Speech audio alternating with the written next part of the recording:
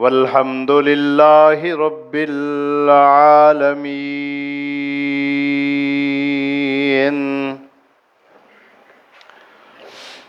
اور البتہ بے شک ہم نے انسان کو پیدا کیا خشک مٹی سے، بودار مٹی سے اور چکناہٹ والی مٹی سے۔ ہر قسم کی حمد و ثنا، تعریف، بزرگی، عزت و جلالت اللہ رب العالمین کے لیے ہے، جو تمام مخلوق کا خالق، مالک اور رازق ہے۔ درود و سلام کے بے شمار کلمات امام المرسلین، امام المتقین، امام الموحدین، امام الانبیاء، میرے اور آپ کے پیر و مرشد سیدنا محمد الرسول اللہ صلی اللہ علیہ وسلم کی ذات گرامی کے لیے دعائے رحمت، دعائے بخشش اہل بیت رسول، صحابہ اکرام، تابعین، بزرگان دین اور ائمان دین کے لیے۔ مختصر حمد و ثنا کے بعد کلام مقدس کا 14واں پارہ سورہ حجرات، سورہ ہجر، آیت نمبر 26 تلاوت کی ہے۔ اللہ جل جلالہ کی بارگاہ میں عاجزانہ عرض ہے کہ معجز کو اللہ رب العزت کلام مقدس کے اس حصہ کے مطابق بیان کرنے کی توفیق عطا فرمائے۔ ہمیشہ کی طرح دلی دعا ہے، جو میں کہوں آپ سنیں، اللہ ہم سب کو سمجھ نصیب فرمائے، سمجھنے کے بعد تا زندگی عمل کرنے کی توفیق عطا فرمائے۔ حضرات عزیز وقار، گزشتہ جمعہ میں موضوع شروع کیا تھا تخلیق انسانی، انسان کی پیدائش کیسے ہوئی، کس طرح ہوئی۔ گزشتہ جمعہ میں سورۃ النساء کی ابتدائی یعنی پہلی آیت تلاوت کی تھی، اس کا مختصر سا مفہوم بیان کیا تھا، اور پھر اس آیت کی روشنی میں، اس کی تشریح میں نبی رحمت صلی اللہ علیہ وسلم نے جو بتلایا، اور مفسر قرآن سیدنا عبداللہ بن عباس رضی اللہ تعالی عنہ کی تفسیر کے مطابق آدم علیہ السلام کی پیدائش، حضرت حوا کی پیدائش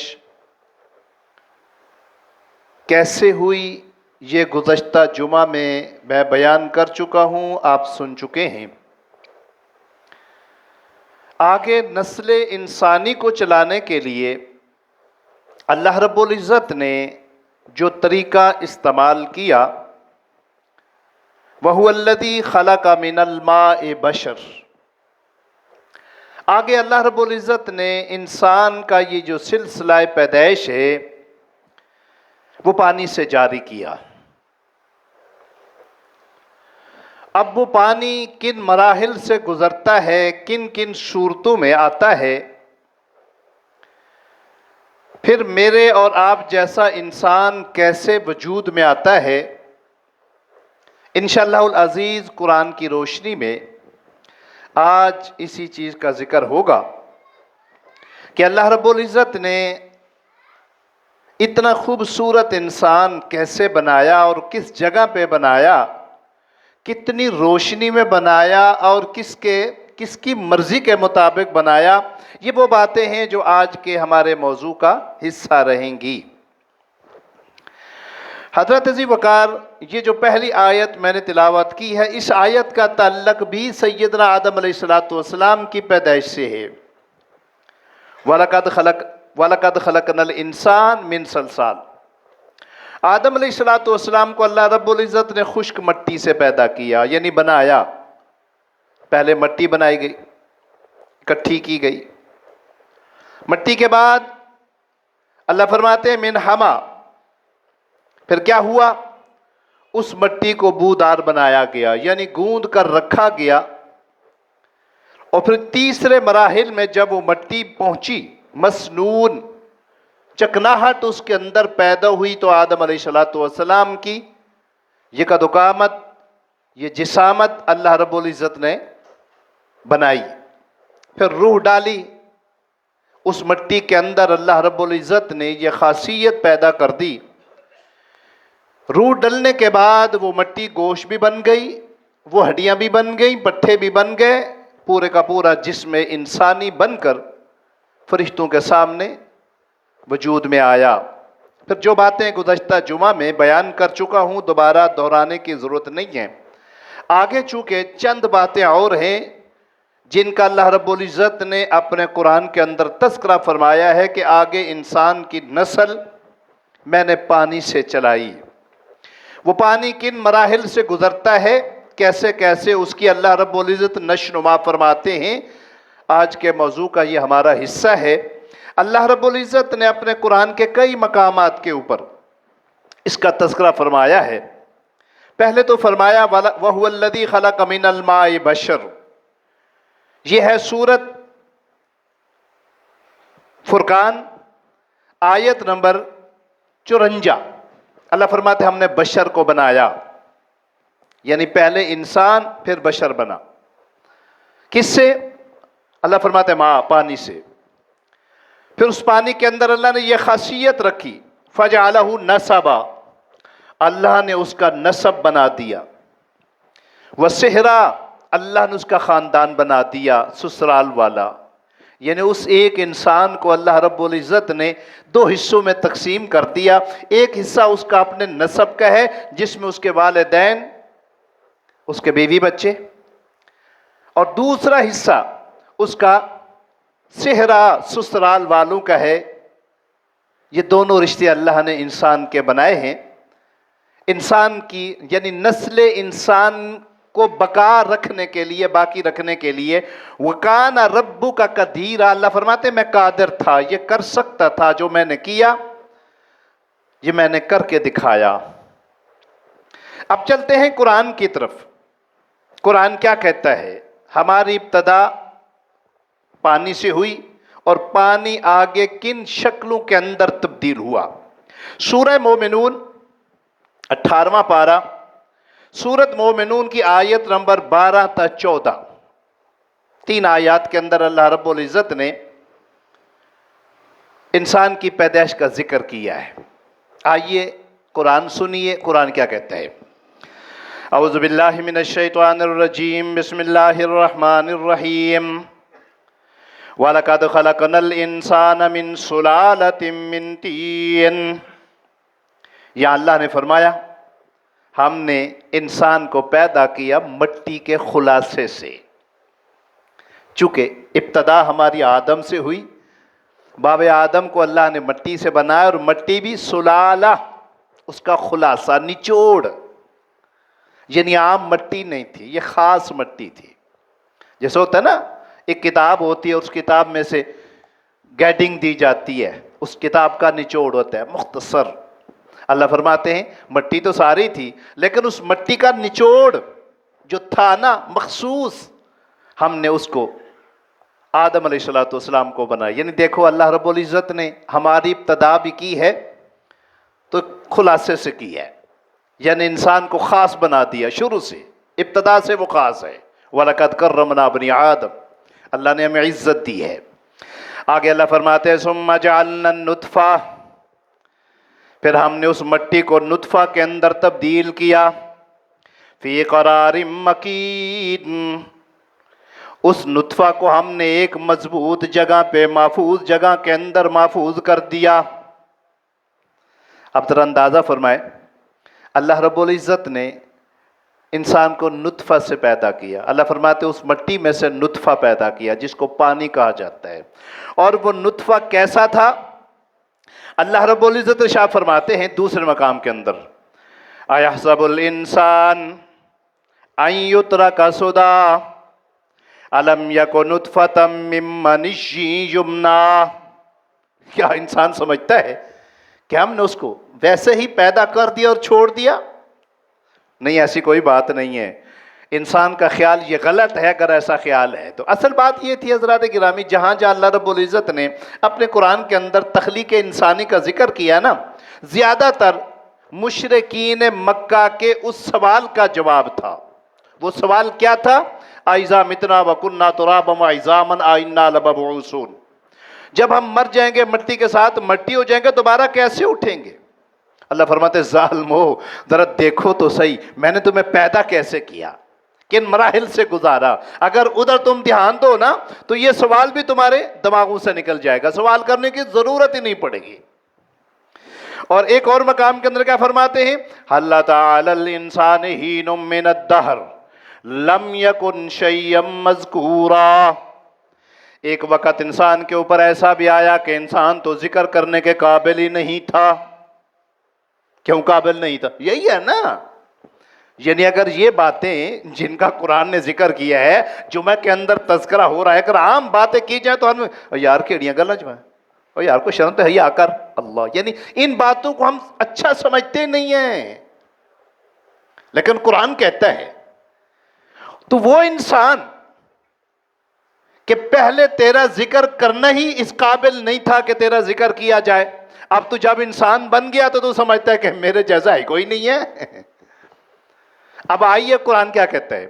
قرآن کہتا ہے ثم خلقنا النطفہ ثم جعلناہ نطفۃ فی قرار مکین، اس مٹی میں سے ہم نے نطفہ بنایا یعنی پانی بنایا، اور اس پانی کو ہم نے ایک محفوظ جگہ کے اندر محفوظ کر لیا۔ وہ محفوظ جگہ کیا ہے؟ وہ ماں کا پیٹ، وہ ماں کا رحم، جس رحم کے اندر وہ پانی جاتا ہے۔ اور پھر آگے اللہ یہ بھی کہتے ہیں کہ اللہ رب العزت نے اس اکیلے پانی سے نہیں، دو پانیوں سے پھر انسان کو بنایا، ایک ماں کا پانی ہے، ایک باپ کا پانی ہے۔ اور سائنس بھی یہی کہتی ہے۔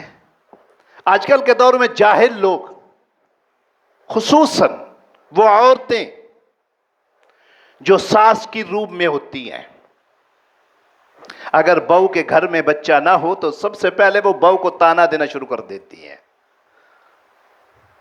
یہ تو بچے کے قابل ہی نہیں ہے۔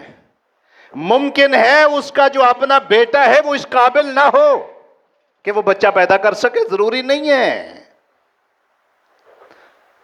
قرآن کی روح سے دونوں کے پانی اگر اس قابل ہو تب بچہ پیدا ہوتا ہے۔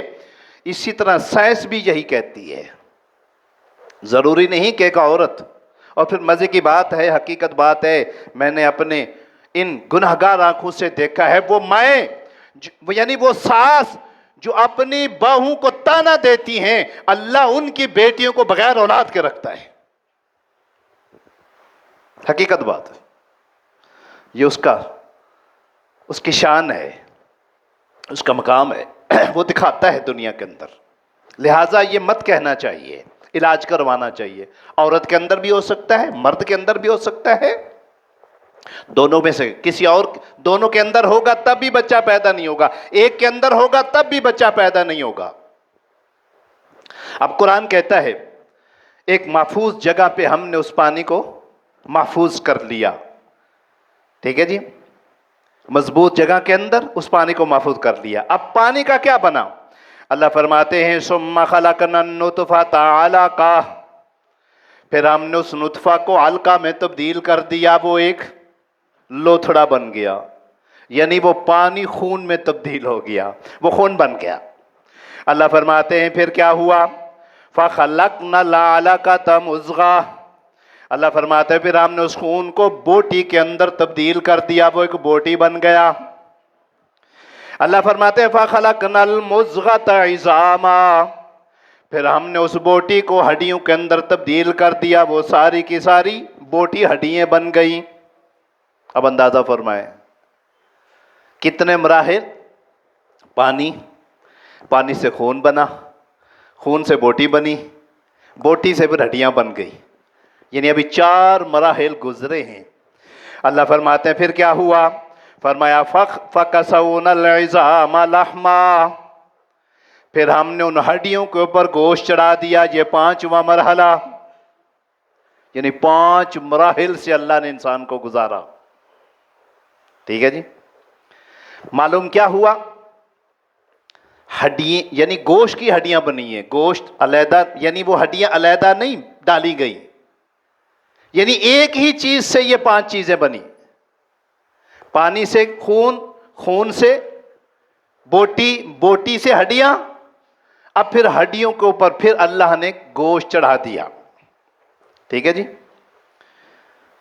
اور پھر چڑھایا کہاں؟ کتنی روشنی تھی؟ کتنے سورج کی گرمی تھی؟ نہیں، کچھ بھی نہیں تھا، اندھیرا گپ تھا. قرآن کہتا ہے، یعنی اللہ کی قدرت دیکھیے. ان تمام مراحل سے گزرتے وقت انسان کہاں تھا؟ کتنی روشنی میں تھا؟ اللہ فرماتے روشنی نہیں تھی، وہ تو اندھیروں میں تھا. اندھیرا 1 بھی نہیں، 2 بھی نہیں، 3 اندھیروں میں تھا. اب کتنا خوبصورت انسان بن گیا. ذرا آپ دنیا کے اندر سائنس نے بڑی ترقی کی ہے، کیا کہ نہیں کی؟ کو اندھیرے کے اندر کوئی اس طرح کی خوبصورت چیز بنا کے دکھایا؟ اللہ اکبر. اللہ فرماتے ہیں سورہ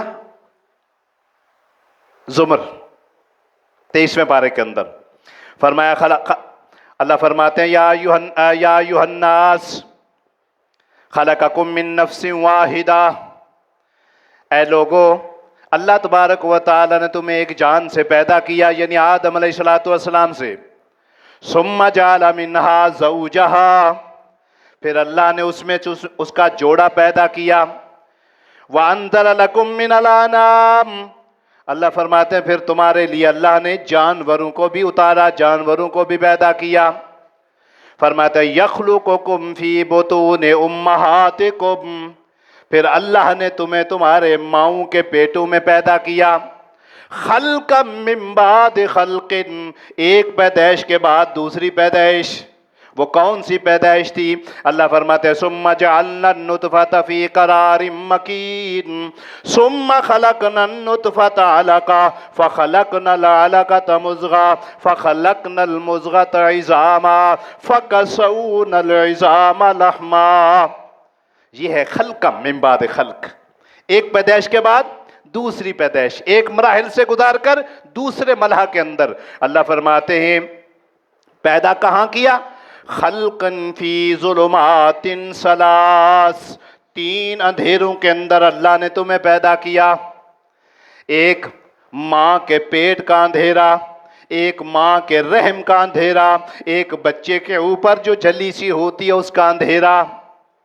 اگر یہ لی جائے تو یہ بھی ٹھیک ہے. نمبر 2، ایک ماں کے رحم کا اندھیرا، ایک ماں کے پیٹ کا اندھیرا.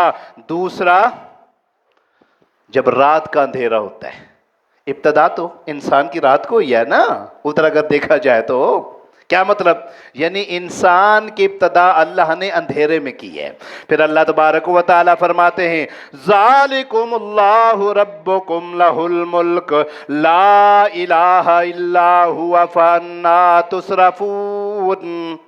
اے ناشکرا انسان، اب تو کہاں بھاگا پھرتا ہے؟ اس رب نے، جس رب نے تجھے یہ بنایا ہے اور کیسے تمہیں بنایا ہے، اب اس رب کو چھوڑ کر در در پہ ٹھوکریں کھا رہا ہے تو. اللہ اکبر. معلوم کیا ہوا؟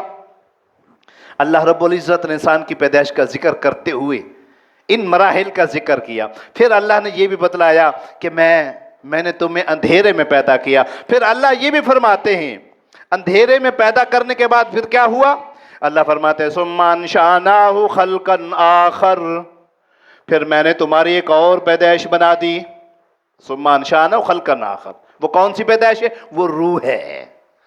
حدیث میں آتا ہے سیدنا عبداللہ بن عباس رضی اللہ تعالیٰ عنہ فرماتے ہیں کہ یہ جو اللہ نے ذکر کیا نا، پہلے پانی تھا، پھر خون بنا، پھر گوشت بنا، پھر ہڈیاں بنی، پھر ان کے اوپر گوشت چڑھایا گیا. کتنی دیر لگی؟ فرماتے ہیں کہ 40 دن پانی رہتا ہے، یعنی 40 دن وہ نطفے کی شکل میں رہتا ہے. اگلے جب 41واں دن شروع ہوتا ہے وہ لوتھڑا بن جاتا ہے، وہ خون بن جاتا ہے. پھر آگے جب 81 دن کا ہوتا ہے تو پھر وہ لوتھڑا بن جاتا ہے، یعنی بوٹی بن جاتا ہے. پھر اگلا جب جاتا ہے 120 دن کا جب انسان ہوتا ہے تو وہ ہڈیاں بن جاتا ہے. یعنی ایک مرحلے کے اندر انسان 40 دن رہتا ہے. اگر ان مراحل کو دیکھا جائے اور عورت کی جو عدت ہے، کس کی بلا؟ فوتگی کی. یعنی خامند فوت ہو جائے، اس کی عدت کتنی ہے؟ 4 مہینے 10 دن ہے. اور یہ انسان کی پیدائش بھی 4 مہینے اور 10 دن ہے. اللہ، یعنی اللہ کی ہر کام میں حکمت ہے. اللہ فرماتے ہیں ثم انشأناه خلقا آخر، پھر آخری مراحل میں جب انسان آتا ہے، ہڈیاں بن گئی ہیں، پھر اللہ میکائیل علیہ السلام کو بھیجتے ہیں، جاؤ اس کے اندر روح ڈالو. پھر میکائیل روح ڈالتے ہیں، اور پھر اس وقت اس انسان کے لیے لکھا جاتا ہے جس کو ہم تقدیر کہتے ہیں. سب سے پہلے کیا لکھا جاتا ہے؟ اللہ یہ کتنی عمر پائے گا. یعنی اس دن اس کی عمر کی ابتدا ہوتی ہے جس دن روح ڈلتی ہے. اور جس دن روح ڈلتی ہے تو ماں کو پتہ چل جاتا ہے کہ میرا بچہ حرکت کر رہا ہے. پیٹ کے اندر حرکت کرنے کی ماں کو محسوس ہوتی ہے. اب وہ پہلا دن ہے اس کی زندگی کا. کتنی زندگی پاتا ہے اس سے دن لکھی جاتی ہے. کئی ماؤں کے پیٹوں میں فوت ہو جاتے ہیں، کئی دنیا پہ آتے ہی فوت ہو جاتے ہیں، کئی ہفتے بعد، مہینے بعد، سال بعد، 10 سال بعد. یہ مراحل چلتے رہتے ہیں. جتنی زندگی ملتی ہے اتنی پا کے رہتے ہیں. اور یہ بھی پھر ہمارا خیال، ہمارا عقیدہ غلط ہے کہ جوانی میں مر گیا جی، اس کے موت کا وقت نہیں تھا. نہیں، یہ ایکسیڈنٹ ہوا مر گیا، نہ جاتا تو نہ مرتا، ایکسیڈنٹ نہ ہوتا تو نہ مرتا. یہ باتیں غلط ہیں. جتنی اللہ نے لکھی تھی اتنی مل گئی ہے. اب ثم انشأناه خلقا آخر، ایک اور پیدائش ہو جاتی ہے. وہ پیدائش کیا ہے؟ وہ یہی ہے، انسان کے جسم کے اندر روح ڈل جاتی ہے. اللہ فرماتے ہیں پھر کیا ہوا؟ سیدنا عمر بن خطاب رضی اللہ تعالیٰ عنہ فرماتے ہیں قرآن کی چند آیات ہیں اللہ نے میری یعنی ذہن کے مطابق یا میرے خیال کے مطابق اتاری. ان میں ایک آیت یہ بھی ہے، جب سیدنا عمر بن خطاب رضی اللہ تعالیٰ نے سنا نا اس آیت کو، اللہ کے نبی علیہ السلام نے پڑھا ثم انشأناه خلقا آخر، تو حضرت عمر بن خطاب رضی اللہ تعالیٰ عنہ کی زبان سے نکلا فتبارک اللہ احسن الخالقین. اللہ کتنا بہتر پیدا بنا، کتنا اچھا بنانے والا ہے. یہ عمر رضی اللہ تعالیٰ عنہ کے الفاظ سے اللہ نے جبرائیل کے ذریعے قرآن نازل کر دیا. اللہ اکبر، یہ حضرت عمر کے الفاظ ہیں. اللہ فرماتے ہیں فَكَسَوْنَا الْعِظَامَ لَحْمًا ثُمَّ أَنشَأْنَاهُ خَلْقًا آخَرَ فَتَبَارَكَ اللَّهُ أَحْسَنُ الْخَالِقِينَ. اللہ کتنا بابرکت اور کیسے بہتر انسان کو بنانے والا ہے. اب ذرا غور کیجئے، یہ انسان کے وہ مراحل تھے جو ماں کے پیٹ تک محدود ہیں. آگے اللہ نے اب دنیا پہ بھی تو آنا ہے نا، دنیا کے اوپر بھی تو قدم رکھنا ہے. اللہ نے اس کا بھی ذکر کیا ہے کہ آگے انسان کو اللہ نے کیسے دنیا کے اوپر بھیجا. آئیے قرآن سے پوچھتے ہیں قرآن کیا کہتا ہے. اللہ رب العزت ارشاد فرماتے ہیں ایک اور مقام کے اندر، سورت مومن 24واں پارہ، اللہ فرماتے ہیں هو الذی خلقکم من تراب ثم من نطفہ ثم من علقہ.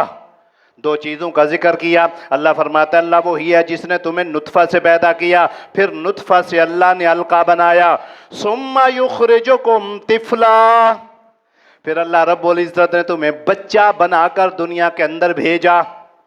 اب آیا نا مرحلہ، پہلے ماں کے پیٹ، اب دنیا پہ آنے کا بھی اللہ نے ذکر کیا ہے کہ جب دنیا پہ تم نے قدم رکھا اس وقت تمہاری کیا کیفیت تھی. اللہ فرماتے ہیں ثم یخرجکم طفلا، پھر اللہ نے بچہ بنا کر دنیا کے اندر تمہیں بھیجا.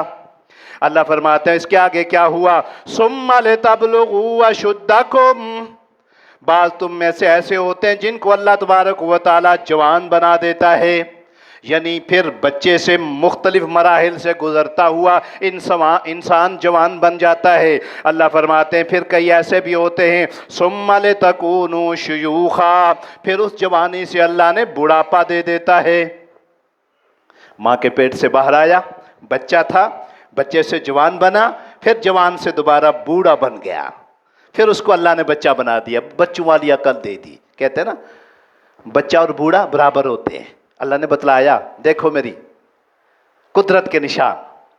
پھر ایسا بھی ہے سارے بچے جوان بھی نہیں ہوتے، سارے جوان بوڑھے بھی نہیں ہوتے، اللہ نے اس کا بھی ذکر کیا ہے۔ اللہ کیا فرماتے ہیں؟ اللہ فرماتے ہیں منکم من یتوفی، بعض تم میں سے ایسے ہوتے ہیں جن کو میں بچپن میں فوت کر لیتا ہوں، بچپن میں موت آ جاتی ہے۔ بعض ایسے بھی ہوتے ہیں منکم من یتوفی، جوانی کو پہنچ جاتے ہیں لیکن بڑھاپے سے پہلے پہلے ان کو فوت کر لیتا ہوں۔ اللہ فرماتے ہیں بعض ایسے بھی ہوتے ہیں وَلِتَبْلُغُوا أَجَلًا مُّسَمًّى، جو جوانی بھی کراس کر جاتے ہیں، بڑھاپے میں قدم رکھ لیتے ہیں تاکہ ان کی مدت پوری ہو جائے۔ اللہ نے جو لکھی تھی نا، مثال کے طور پر جس کی جوانی تک لکھی تھی وہ جوانی تک جیتا ہے، ختم، بڑھاپے میں قدم نہیں رکھتا۔ جس کو اللہ رب العزت نے بڑھاپا دکھانا ہے نا، وہ بڑھاپے تک پہنچے گا۔ جتنی مرضی بیماریاں ہیں، جتنی مرضی طوفان آئے، جتنے مرضی مصیبتیں اور تکلیفیں آئیں، وہ بوڑھا ہو کے مرے گا، کسی کے مارنے سے نہیں مرے گا۔ یہ موت زندگی اللہ کے ہاتھ میں ہے۔ اس لیے اللہ رب العزت شاہ فرماتے ہیں وَلَعَلَّكُمْ تَعْقِلُونَ، عقل تو کرو، سوچو تو صحیح، کسی سے مت ڈرا کرو کہ وہ مجھے مار دے گا یا میں فلاں کے ہاتھوں مر جاؤں گا۔ اللہ فرماتے کون ہے؟ اگلی آیت میں هُوَ الَّذِي يُحْيِي وَيُمِيتُ فَإِذَا قَضَىٰ أَمْرًا فَإِنَّمَا يَقُولُ لَهُ كُن فَيَكُونُ، وہی تو اللہ ہے جس کے ہاتھ میں زندگی اور موت ہے۔ یہ اسباب ہوتے ہیں۔ ایک آدمی کو کیا ہوا؟ لو جی خودکشی کر لیا جی، خودکشی نہ کرتا تو نہ مرتا۔ بھائی اس نے مرنا تھا، اس نے جلدی کی ہے، بیٹھے بیٹھے ہارٹ اٹیک بھی تو ہوتا ہے نا، ٹھیک ہے جی، ایکسیڈنٹ ہوا مر گیا، نہیں ایسا نہیں ہوا، اس کو وہ سبب بن گیا، اس کی موت کا ٹائم تھا، وقت تھا۔ اب حضرات کرام، انسان دنیا کے اوپر آیا اور دنیا کے جو مراحل تھے، جن مراحل سے انسان گزرا، اللہ نے اس کا بھی تذکرہ کیا ہے۔ اب چلتے ہیں کہ اللہ رب العزت نے پھر دنیا کے اندر انسان کی زندگی بسر کرنے کے جو طریقے ہیں، جو مزاج ہیں، اللہ نے ان کا بھی ذکر کیا ہے۔ اللہ کیا فرماتے ہیں؟ جو آیت میں نے پہلی پڑھی تھی جس کا تعلق سورۃ فرقان سے ہے، فرمایا وَهُوَ الَّذِي خَلَقَ مِنَ الْمَاءِ بَشَرًا فَجَعَلَهُ نَسَبًا، اللہ نے اس انسان کے لیے جس کو بچہ بنا کر دنیا میں بھیجا، پھر اس کو جوان کیا، پھر بڑھاپے تک پہنچایا، اللہ فرماتے ہیں اللہ رب العزت نے اس کا خاندان بنا دیا۔ لو جی یہ امی جی ہے، یہ ابا جی ہے، یہ بھائی ہے، یہ آپا ہے، یہ باجی ہے، یہ خالہ ہے، یہ پھوپھی ہے، رشتے بنا دیے، ایک خاندان بنا دیا اس زندگی کو خوبصورت بنانے کے لیے۔ لیکن یہ زندگی اس وقت خوبصورت تھی جب ہمارے اندر یہ قدر تھی کہ یہ میری پھوپھی ہے، میں نے اس کی قدر کرنی ہے، یہ میری خالہ ہے، میں نے اس کا عزت و احترام کرنا ہے، میری تائی ہے، میری چاچی ہے۔ آج کل وہ نہیں ہے، آج وہ ادب و احترام نہیں ہے۔ آج کون جانتا ہے؟ کئی بچے تو ہیں جن کو یہ نہیں پتا ہوتا کہ میری پھوپھی، کیوں؟ ماں نے آ کے سب سے پہلے یہ کانوں میں ڈالنا ہے، اے تیری پھوپھی جڑی ہے نا، اے سانو نہیں جیون دیندی، اجل تیری خالہ ہے نا، توبہ توبہ، انہیں تے مرن جو کا چھڑے سانو۔ اللہ اکبر، اترگامی نہیں، یہ قرآن کہتے ہیں بڑے خوبصورت رشتے ہیں، ان رشتوں کی قدر کیا کرو۔ آج بہن بھائی ایک دوسرے سے جدا ہیں، کیوں؟ یہی وجہ ہے، ہم نے ان رشتوں کی قدر نہیں کی۔ حقیقت بات ہے، قرآن کہتا ہے خلق من الماء بشرا فجعله نسبا وسیرا، پھر اس زندگی کو مزید خوبصورت بنانے کے لیے ایک خاندان کے اندر نہیں رکھا۔ اگر اللہ چاہتا تو ایک ہی خاندان میں شادی، مثال کے طور پر بہن بھائیوں کی شادیاں جائز کر دیتا، نہیں۔ پھر کیا ہوا؟ اللہ نے فرمایا رشتہ کسی اور جگہ پہ کرو۔ اب رشتہ کسی اور جگہ پہ ہوتا ہے۔ اللہ فرماتے ہیں وَالسِّحْرَا، اللہ نے اس انسان کا سسرال بھی بنا دیا، یعنی دو خاندانوں کو بنا آپس میں ملا دیا، پھر 3 خاندان مل گئے، پھر 4 مل گئے۔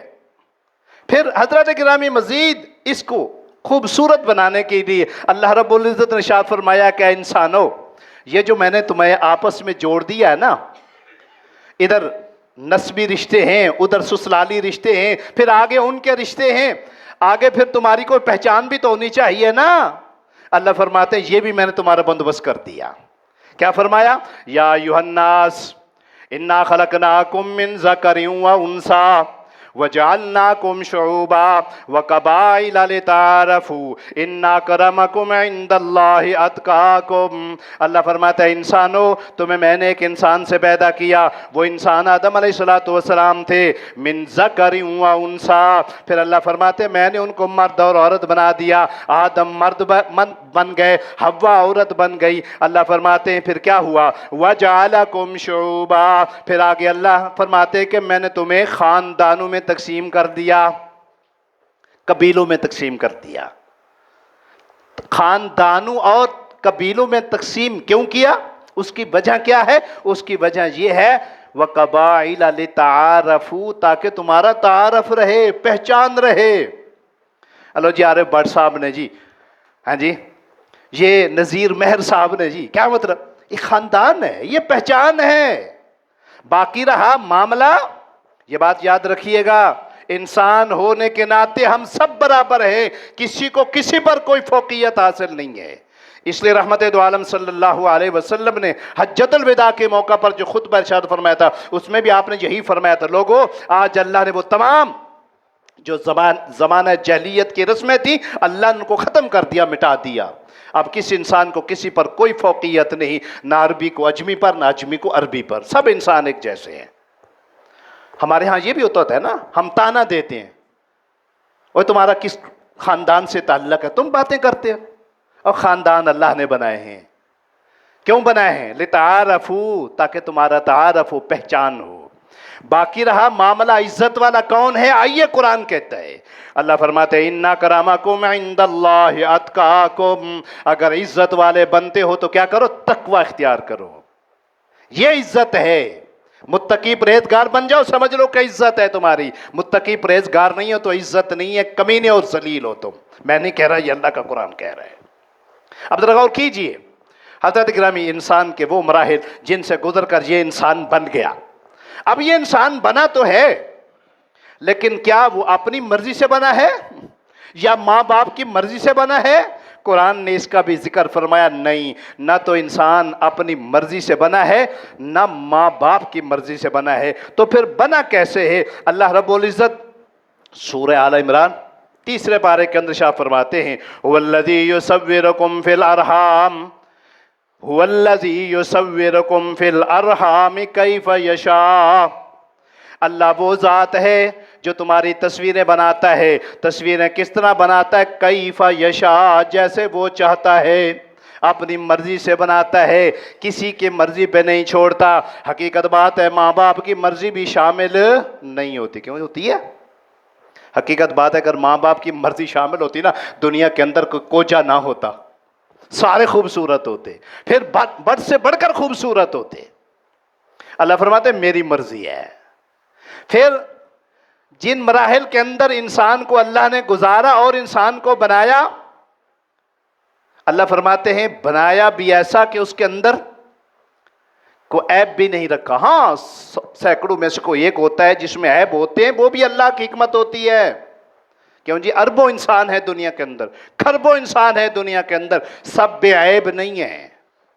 اللہ فرماتے ہیں میں نے اپنی مرضی سے بنایا، جس کو عیب دار کیا تو اس کے اندر بھی میری حکمت ہے۔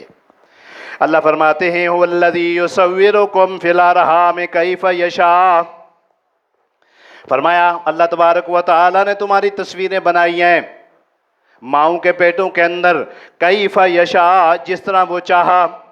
یا اللہ کیسے بنائی ہیں؟ اللہ تبارک و تعالی ایک اور مقام کے اندر فرماتے ہیں الذی خلقک فسواک فعدلک فی ای صورت ما شاء رکبک، وہ ذات اللہ کی ہے، خلقک فسواک، اے انسان جس نے تمہیں بنایا اور بالکل برابر بنایا، فی ای صورت، جس صورت میں چاہا، ما شاء رکبک، تجھے ترتیب کیا، تجھے ترتیب دیا جیسے چاہا۔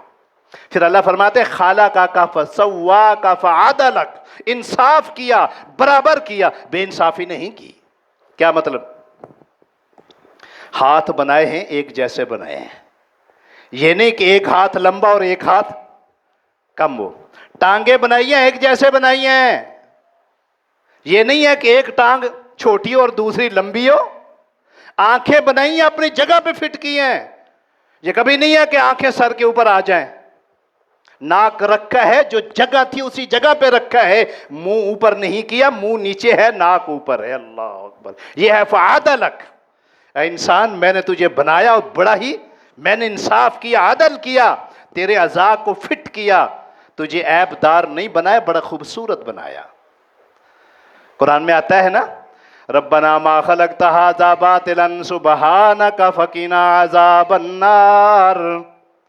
اہل ایمان جب بھی اللہ تبارک و تعالیٰ کی کوئی نشانی دیکھتے ہیں تو یہی کہتے ہیں ربنا ما خلقت ھذا باطلا. اے ہمارے پروردگار، جو کچھ بھی تو نے بنایا ہے، جو کچھ بھی تو نے پیدا کیا ہے، اللہ نہ تو بے فائدہ پیدا کیا، نہ ہی عیب دار بنایا. اس لیے اللہ تبارک و تعالیٰ فرماتے ہیں الذی خلقک فسواک فعدلک فی ای صورت ما شاء رکبک. یہ اللہ تبارک و تعالیٰ کی مرضی ہے، جیسے اللہ نے چاہا تجھے بنا دیا. پھر بنانے کے بعد بھی انسان کو ایسا نہیں چھوڑ دیا جیسے جانور ہوتا ہے. جانور ہے نا، اپنی مرضی سے کھاتا ہے، پیتا ہے، اٹھتا ہے، آتا ہے، جاتا ہے. انسان کو اللہ نے جانور نہیں بنایا، بلکہ اللہ رب العزت ارشاد فرماتے ہیں انسان کے لیے میں نے کچھ اور بھی بنایا ہے. یا اللہ، انسان کے لیے اور تو نے کیا بنایا ہے؟ اللہ تبارک و تعالی ارشاد فرماتے ہیں، غور کیجئے قرآن کے الفاظ کے اوپر. اللہ رب العزت ارشاد فرماتے ہیں انا خلقنا الانسان من نطفہ امشاج نبتلیہ فجعلناہ سمیعا بصیرا. اس پانی سے، خون سے جو ہم نے انسان بنایا نا، کئی مراحل سے ہم نے ان کو گزارا اور ان کے اوپر امتحان ڈالے. اللہ کیا فرماتے ہیں؟ امشاج نبتلیہ فجعلناہ سمیعا بصیرا. کئی مراحل سے گزر کر، کئی امتحانوں سے گزر کر، کئی آزمائشوں سے گزر کر انسان دنیا پہ آیا ہے. جیسا کہ اللہ رب العزت ایک اور مقام کے اندر ارشاد فرماتے ہیں لِيَبْلُوَكُمْ أَيُّكُمْ أَحْسَنُ عَمَلًا. ہم نے انسان کو آزمایا، اس کو کان دیے، اس کو آنکھیں دی، تاکہ ہم دیکھیں کون سا انسان انسان بن کے رہتا ہے اور کون سا انسان جانور بن کے رہتا ہے. انسان تو ہے لیکن ہے جانور. میں نہیں کہہ رہا، اللہ کا قرآن کہہ رہا ہے. اللہ فرماتے ہیں انسان کو انسان بنانے کے لیے میں نے کیا دیا؟ فرمایا فَجَعَلْنَاهُ سَمِيعًا بَصِيرًا. میں نے ان کو آنکھیں دی ہیں، وہ دیکھتا ہے. میں نے ان کو کان دیے ہیں، وہ سنتا ہے. یہ انسان بننے کے لیے ہے. کیوں جی؟ آنکھیں تو اللہ نے جانور کو بھی دی ہیں، کان تو اللہ نے جانور کو بھی دی ہیں، لیکن وہ کانوں اور آنکھوں سے فائدہ نہیں اٹھاتا. فائدہ کیا ہے؟ آنکھوں سے دیکھ کر اللہ کی قدرت کی نشانیوں کو پہچانو، رب کو پہچانو، انسان بن جاؤ گے. کانوں سے سن کر اللہ کا قرآن، انسان بن جاؤ، جانور نہ بنو. اگر تم نے یہی سمجھا کہ میں اپنی مرضی سے آیا، اپنی مرضی سے زندگی گزاروں گا، اپنی مرضی سے دنیا سے جاؤں گا، اللہ فرماتے یہ تو جانور کا شیوا ہے، تیرا شیوا نہیں ہے. اللہ فرماتے کیا کر؟ ان کانوں سے، ان آنکھوں سے کام لے، انسان بن کے رہے. پھر اللہ پتہ کیا فرماتے ہیں؟ اِنَّا هَدَيْنَاهُ السَّبِيلَ إِمَّا شَاكِرًا وَإِمَّا كَفُورًا. ایک تو وہ انسان ہے جو جانور سے انسان بن کر انسان بن گیا، اور کہ وہ انسان ہے جو انسان سے جانور بن گیا. کیسے؟ اللہ فرماتے ہیں اِنَّا هَدَيْنَاهُ السَّبِيلَ. کچھ لوگ ایسے ہیں جو ان راستوں کو دیکھ کر سیدھا راستہ اختیار کر لیتے ہیں. اما شاکرا، وہ اللہ کے شکر گزار بن جاتے ہیں. کئی ایسے لوگ ہوتے ہیں جو ان چیزوں سے فائدہ نہیں اٹھاتے، نہ آنکھوں سے دیکھتے ہیں اللہ کی نشانیاں، نہ کانوں سے سنتے ہیں اللہ کی باتیں. اللہ فرماتے ہیں اما کفورا، وہ کیا بن جاتے ہیں؟ نہ شکر بن جاتے ہیں. کیا بن جاتے ہیں؟ نہ شکر بن جاتے ہیں. پھر نتیجہ کیا نکلتا ہے؟ اللہ ایک اور مقام کے اندر اپنے قرآن میں فرماتے ہیں پھر وہ انسان جن کو ہم نے کان دیے لیکن اس نے فائدہ نہیں اٹھایا، سنا نہیں، جن کو ہم نے آنکھیں دی ہیں لیکن اس نے دیکھا نہیں ہے. اللہ فرماتے ہیں ایسے لوگ کل انعام، جانوروں جیسے ہیں، بل ہم اضل، بلکہ جانوروں سے بھی گئے گزرے ہیں. حضرت گرامی، ٹائم ختم ہو چکا ہے. گزشتہ جمعہ میں اور آج کے جمعہ میں تخلیق انسانی کے متعلق ہماری گفتگو ہوئی تھی گزشتہ جمعہ میں حدیث کے مطابق، اور آج قرآن کی روح سے کن مراحل سے گزر کر انسان اس مقام تک پہنچتا ہے، پھر انسان کو انسان بن کر اللہ اور اللہ کے محبوب علیہ الصلوۃ والسلام کے جو احکامات ہیں ان کے مطابق زندگی بسر کرے تو وہ انسان ہے۔